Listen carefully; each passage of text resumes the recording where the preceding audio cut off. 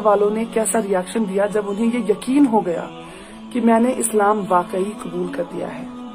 जैसा कि मैंने आपको पहले वीडियो में बताया कि अक्टूबर मंथ में मैंने अपने पापा को SMS के थ्रू बता दिया था कि मैं इस्लाम कबूल कर चुकी हूँ। पहले मेरे पापा ने ये एक्सेप्ट नहीं किया, मेरे फादर साहब ने ये माना ही नहीं। उनको लगा शायद ये इन्फ्लुएंस है, असर थोड़ा बहुत होता है, जो आप रेगुलरली जो आप देखते हैं सुनते हैं, जिस माहौल में रहते हैं थोड़ा सा असर हो जाता है, तो शायद ये वो असर हुआ है इस पे। लेकिन मैं अपने डैड को सीधे बोलती रही, पापा मुझे किसी चीज का असर वसर नहीं हुआ है, मैं इन्फ्लुएंस में नहीं हूँ, मैं सच में इस्लाम कबूल कर चुकी हूँ और मैं इस्लाम नहीं छोड़ूंगी। अब मेरे पापा मुझे समझाने लगे कि बेटा मैं हर दिन की इज्जत करता हूँ, हर दिन बहुत खूबसूरत है और इस्लाम बेहद खूबसूरत रिलीजन है, लेकिन आप अपना धर्म छोड़कर किसी और धर्म को अपना लें, ये सही नहीं है। आप अच्छी बातें उठाएं इस्लाम से, अपनाएं अपनी जिंदगी में, लेकिन पूरी तरह मुसलमान ना बन जाएं। मैं अपने पापा से कहती रही, नहीं मुझे इस्लाम में ही रहना है पापा, मैं इस्लाम नहीं छोड़ूंगी चाहे कुछ भी हो जाए। 12 अक्टूबर 2012 जो मेरे पापा के साथ आखिरी बात हुई है, माफ कीजिएगा अगर थोड़ा बहुत रो दूंगी मैं, क्योंकि जब भी इस बारे में बात करती हूँ, जब भी याद आता है, क्योंकि मेरे पापा और मैं बहुत मजबूत रिश्ता होता है बेटी और फादर का। खासकर बेटियां अपने फादर से ज्यादा लगाव रखती हैं, मेरे साथ भी कुछ वैसा ही था। तो 12 अक्टूबर 2012 को पापा ने मुझसे कहा, बेटा वापस आ जाइए, छोड़ दीजिए इस्लाम। और मेरा जवाब यही था कि पापा मैं आपसे कहती हूँ, आप पढ़िए इस्लाम, सिर्फ कुरान पढ़ लेने से नहीं, उसे समझने से, दिल से समझने से, उस नफरत से ना समझें कि इस्लाम ने मेरी बेटी को ले लिया, नहीं, पढ़े कि इसमें ऐसा क्या था कि मेरी बेटी सब कुछ छोड़ने को तैयार है इस्लाम की खातिर। पापा ने आखिरी सवाल किया मुझसे, क्या ये आपका आखिरी फैसला है? मैंने कहा, जी पापा ये मेरा आखिरी फैसला है, मैं इस्लाम नहीं छोड़ूंगी। और मेरे पापा ने फोन काट दिया। अगले दिन बहन से फोन आया और पता चला कि जैसे ही पापा ने पिछले दिन मुझसे बात करने के बाद फोन काटा, पापा जमीन पे गिर पड़े हैं। पापा को हॉस्पिटल लिया गया है, पापा एडमिट रहे हैं वहां। 1 साल तक मेरे पापा ने कुछ खाया नहीं, कुछ पिया नहीं, ग्लूकोज पे रहे हैं वो। न जाने अल्लाह की क्या रहमत थी, अल्हम्दुलिल्लाह वो जिंदा रहे। और 1 साल पूरा किसी से बात नहीं की उन्होंने, किसी से भी बात नहीं, यहाँ तक कि जो उनकी हमसफर मेरी माँ है उनसे भी कुछ नहीं कहा। वो सिर्फ मेरा नाम लेते थे और जैसे ही मेरा नाम लेते थे उनकी आंखों से आंसू गिरते थे। मेरी माँ मुझे मनाती रही, बहुत मनाती रही। मेरा भाई रोता रहा, गिड़गिड़ाता रहा मेरे सामने नहीं, फोन पर, और कहता रहा, दीदी मैं अपनी पगड़ी उतार के तुम्हारे पैरों पे रखता हूँ, हमें कत्ल नहीं करो, वापस आ जाओ। मैं जवाब कुछ नहीं दे पाती थी, मैं सिर्फ रोती थी, दिन रात रोती थी। और इससे पापा को पता चलने के बाद, पापा ही वो थे जो कमाते थे घर में, मेरे पैसे जो पापा मम्मा मुझे खर्चा भेजते थे वो बंद कर दिया गया। आप सोचे, इतना बड़ा शहर बेंगलुरु, उसमें मैं एक अकेली लड़की, और पैसे बंद कर दिए घर वालों ने। न खाने को पैसे हैं, ना जिस कमरे में रहती हूँ वहां पे करने के लिए रेंट। आखिरकार धीरे धीरे बहन ने बात बंद की, भाई ने बात बंद की, माँ कोशिश में लगी रही कि शायद ये मेरी बात मान जाएगी और वापस आ जाएगी। माँ ने भी बात बंद कर दी जून 2013 में। माँ थक गई कोशिश करते करते कि ये वापस नहीं आएगी, ये नहीं छोड़ेगी इस्लाम। माँ ने कहा, जो भी बात आपको करनी है यहाँ आकर करें, जो भी आपको कहना या सुनना है यहाँ आके सामने करें, फोन पे आज के बाद कोई बात नहीं होगी। और सारे नंबर्स वगैरह बदल दिए गए। घर का लैंडलाइन बंद करवा दिया गया, मोबाइल नंबर्स चेंज हो गए। मतलब मैं वो हो गई, कहते हैं ना, बिल्कुल बेसहारा। बेशक मेरा सहारा अल्लाह था, मेरा ईमान अल्लाह था, मेरा यकीन अल्लाह था।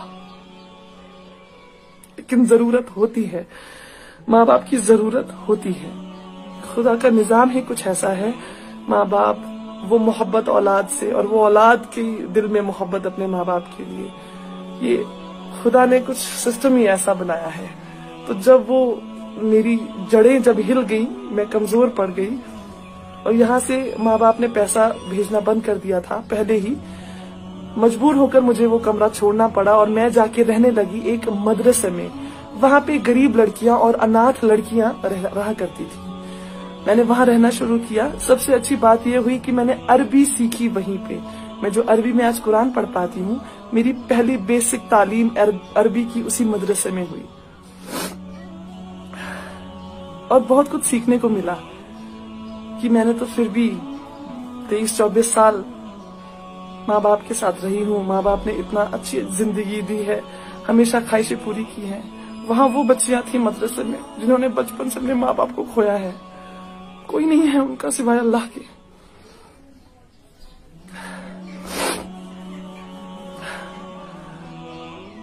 आखिर माँ बाप के साथ बिल्कुल बात बंद हो चुकी। नवंबर 2018 में जो आखिरी बात मेरी हुई है, वो हुई है मेरी नानी से। मैंने अपनी नानी को किसी तरह, मुझे उनका नंबर याद आया, एक दिन क्लिक हुआ अचानक से। मैंने जल्दी से वो डायल किया तो नानी ने ही उठाया। नानी से बात हुई, बेहद खुश हुई नानी मेरी आवाज सुनकर। मेरे बारे में पूछा उन्होंने, फिर बोला, बेटा क्यों किया तुमने ऐसा, क्या जरूरत थी करने की? अब सब भूल चुके हैं तुम्हें, कोई याद भी नहीं रखता है, तुम्हारे बारे में कोई बात नहीं करता। तुम्हारी बात, तुम्हारा नाम लेना सख्ती से मना है, तुम्हारा नाम कोई नहीं ले सकता। तो अब आप जहां हैं खुश रहें, अच्छे से रहें, सुकून से रहें। तड़पना आपको भी है, तड़पना हमें भी है, क्योंकि वो खून का रिश्ता, मोहब्बत का रिश्ता जो हमारे बीच है, वो तो खत्म नहीं हो सकता। आपकी माँ को, आपके फादर साहब को आप याद आती हैं, बहुत याद आती हैं, लेकिन जो ये सोशल कंपल्शन होती है ना, जो सोसाइटी है बीच में, इसकी वजह से अलग हैं आप नहीं मिल पाएंगे अब उन्होंने मुझे एक बात और बोली, मेरी नानी ने उन्हें बोला, ख्वाब में भी यहाँ आने की जुर्रत नहीं करना। असली का तो छोड़ ही दे, आप ख्वाब में आने की जुर्रत नहीं करना। आपके घर वालों को तो छोड़ दे, बाकी जो है आपके रिश्तेदार आपको इतने टुकड़े करेंगे कि आपको ये नहीं पता चलेगा, किसी को पता नहीं चलेगा कि ये फातिमा जी गई कहाँ। तो खैर नानी से थोड़ी सी बात हुई, लेकिन अल्लाह को मंजूर था शायद कि मेरे जो मामा के बेटे हैं, उन्होंने नानी का फोन वगैरह चेक किया, मेरा नंबर ट्रू कॉलर पे देखा तो उन्हें पता चला ये मेरा नंबर है। तो नानी को भी थोड़ी सी सख्ती देखनी पड़ी, और फिर नानी ने एक और फोन किया मुझे कुछ सेकंड्स का और बोला, बेटा मुझे आज के बाद फोन नहीं करना, इनको पता चल गया है कि मेरी आपसे बात हुई थी। खैर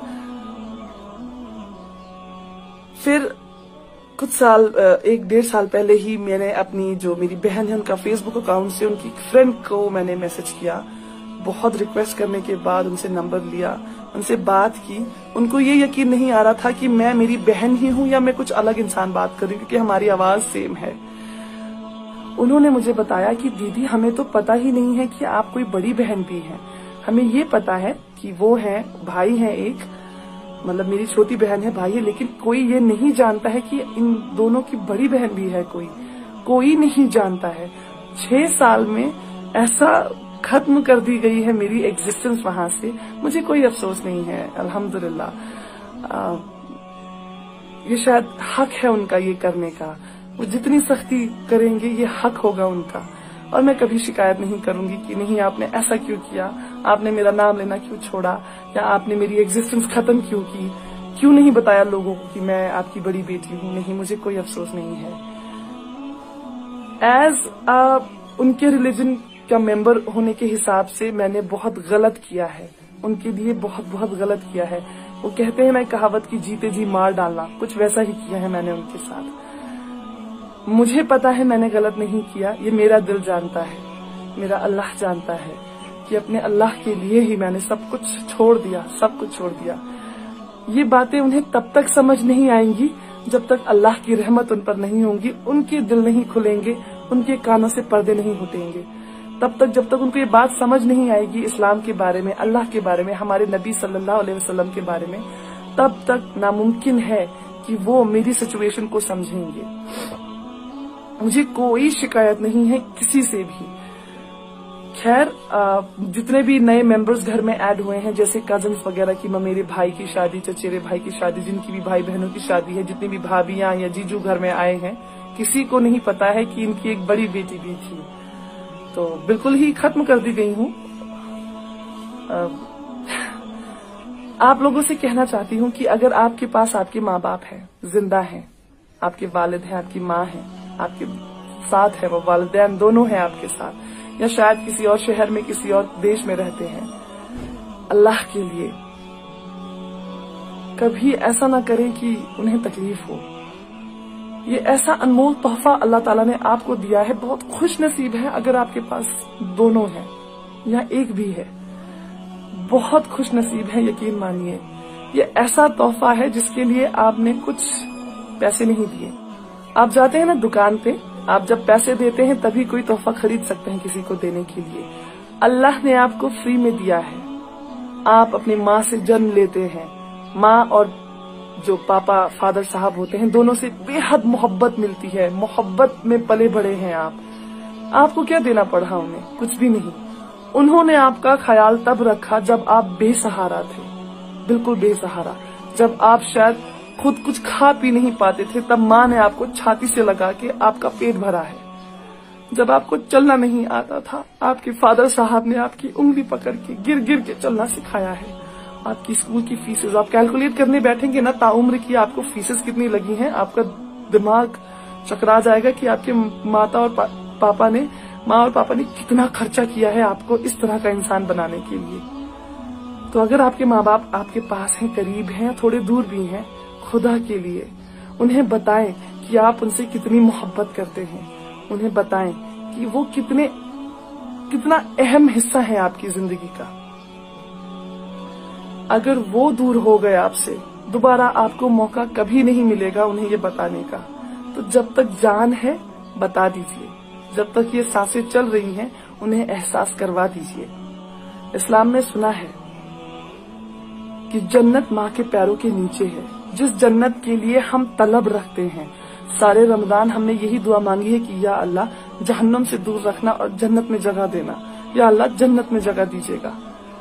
वो जन्नत माँ के पैरों के नीचे है। जरा उन पैरों को चूम कर देखिए, जरा उस माँ के हाथों को चूम कर देखिए, जरा उनकी दुआएं लेकर देखिए, आपको जन्नत मिल जाएगी। और जन्नत का दरवाजा आपके वालिद साहब, आपके फादर साहब। जब तक जन्नत का दरवाजा नहीं खुलेगा आप अंदर दाखिल नहीं हो सकेंगे। तो दोनों ही बहुत अहम हैं, बहुत जरूरी हैं। कद्र कीजिए इस तोहफे की जो आपको बिना कुछ पे किए बगैर मिला है। कद्र कीजिए उस तोहफे की जिन्होंने ताउम्र आपका ख्याल रखा है और आपसे वैसी ही मोहब्बत करी है जिस दिन से आप पैदा हुए हैं। वही मोहब्बत वो आखिर सांस तक आपसे करते हैं। इंतजार कीजिए मेरी अगली वीडियो का, जिसमें मैं आपको बताऊंगी कि जिंदगी में फिर कैसी सख्तियां आई और अल्लाह ताला ने कैसे कैसे मदद की।